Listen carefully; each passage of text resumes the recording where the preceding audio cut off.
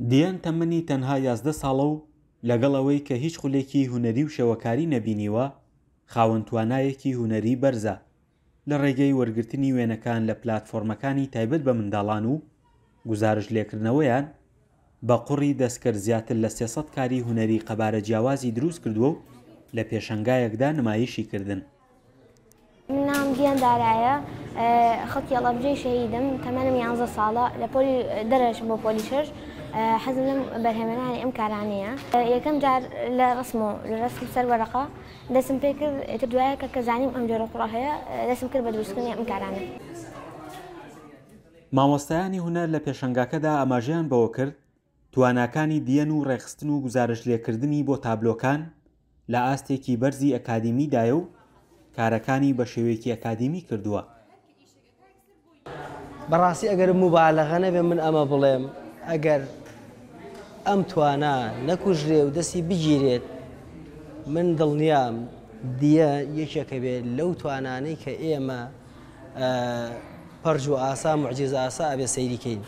بەڕاستی ئیشەکانی هەتا سەیریکەی لە وردیا وردترن.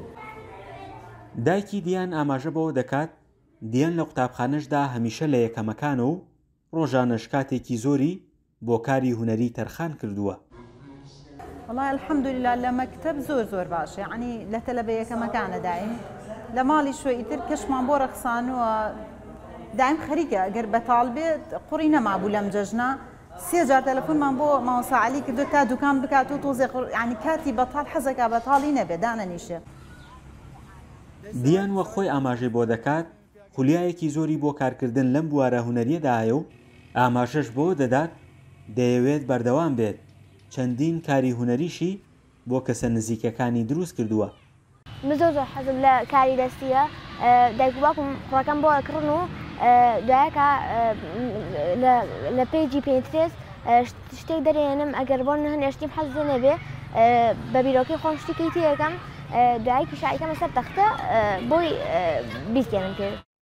دیاندارا لەگەڵ ئەوەی کە هێشتا منداڵە، بەڵام لە قوتابخانەی گزارشکاری و داڕشتنەوەی هونەریدا خوێنەوە و گونجاندن بۆ ڕەنگەکان وەک مامۆستایانی هونەر ئاماژەیان پێکرد ئاستێکی بەرزی هەیە.